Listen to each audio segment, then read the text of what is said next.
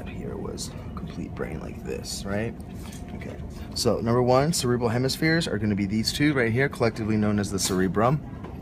All right, gyri, these are going to be the raised portions of the brain, so like the actual noodles of the brain.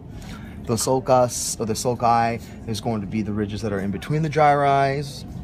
Longitudinal fissure, this is the longitudinal fissure, right? Separates the brain from a left and right hemisphere. The transverse fissure is going to be this fissure right here, which separates the cerebrum from the cerebellum. The dura mater we've removed already at this point. It's going to be the most superficial meningeal layer. And then the pia mater is actually going to be on the brain itself. Remember, we can remove the dura and the rhabdomyoid mater, but the pia mater, just like the visceral peritoneum or any other visceral epithelial layer, it's actually adjacent to the organ itself. So you can't really remove it without damaging the brain. At least not with these tools. And then the cerebellum, this is the cerebellum right here. The pons is going to be this region right here. It's going to be the most bulbous portion of the brainstem, so it's this region right here. Okay. The medulla oblongata is just inferior to that. So this is the medulla oblongata. And this right here is the spinal cord from here to here. So spinal cord, medulla, pons area right here. All right. And then the spinal cord, olfactory bulbs, optic nerve, which are going to attach to the cranial nerve number 1, olfactory nerve. And then optic chiasma is essentially where cranial nerve number 2 or the optic nerve are going to cross or decussate. So that's this region right here, because this is optic nerve coming from the left eye, this optic nerve coming from the right eye, and they cross. And the region that they cross is going to be just in front of the hypothalamus. It's called the optic chiasma. I think there's more. No, you're good. The corpora quadrigemina is made up of the superior and inferior colliculus. You'll find that in the transverse fissure.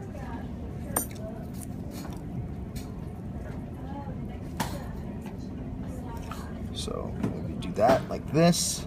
Then the biggest portion is going to be the superior colliculus, which is obviously superior. Okay. Oh, shit. Sorry. Okay, let's do that. Okay. So these are the superior colliculus, and then just below that is the inferior colliculus. Okay, so superior, inferior colliculus. Visual versus auditory relay center. And then cranial nerves 1, 3, 5, 6, and 11. So this one, can't really see. You can see 5 right here. You can see 1, you can see 2. You can't see the other ones really. Here's 9. But you can't really see the other ones. Just make sure you're able to at least identify the cranial nerves on the models for sure. Okay. Okay, so then we split the brain in half, right? And so now we're doing internal structures. So we have the hypothalamus, but let's go ahead and skip to number 2 so that we can identify the thalamus, because the thalamus is just this nice round subcortical structure right here in the middle of the brain. All right, so this is the thalamus, and then now I know that because this is the thalamus, this has to be the hypothalamus, this region right here. So thalamus is this region where the pointer is pointing, touching all this area right here, and then the hypothalamus is this area right here behind the optic chiasma, essentially, more or less.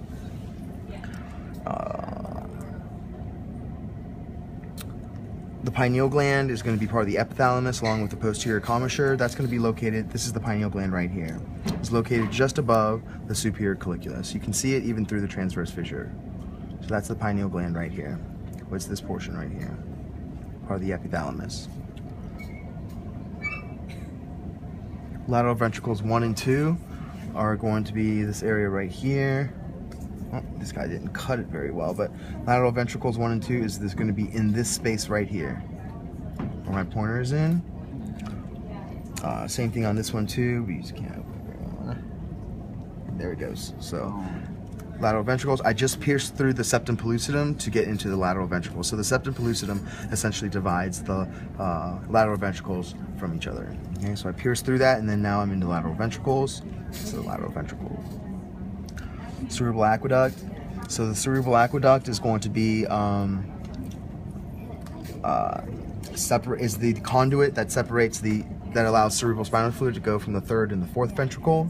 So this being the thalamus, this being the lateral ventricles, means that this area around here is the third ventricle.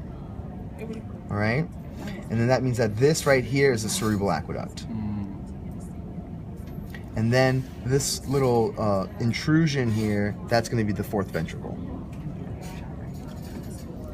Okay, so lateral ventricle, third ventricle, cerebral aqueduct, fourth ventricle. Cool. And then down the median or lateral aperture. Arbor vitae are the white tracts that you'll find in the cerebellum. So these are myelinated tracts. So all this right here is the cerebellum, and all the white myelinated portions are going to be the myelinated axons of the cerebellum, referred to as the arbor vitae. And then the corpus callosum is going to be this right here. So the roof of the lateral ventricles, right? And then the fornix is this area right here. The bottom? Yeah, the bottom. Part of your limbic system. So corpus callosum up here, fornix here, lateral ventricles, thalamus, hypothalamus, optic chiasma, pineal gland, superior colliculus, inferior colliculus. So Can you again, point those out? Like, superior colliculus, inferior colliculus, cerebellum, arbor vitae, the pons, the medulla, the spinal cord. I think that should be it. Cerebrum, or the cerebral hemispheres, longitudinal fissure, transverse fissure, cerebellum. I can peek in here and look at the quadrigemina again. Like that. So it'd be the superior, this is the quadrigemina all right here, made up of 4 lobes. Superior is the superior colliculus, the inferior colliculus, and then the pineal gland is right there, back in there. Like that. See the pineal gland back in there. Can't really see it very well, but just know its general area is on top of the superior colliculus, part of the epithalamus.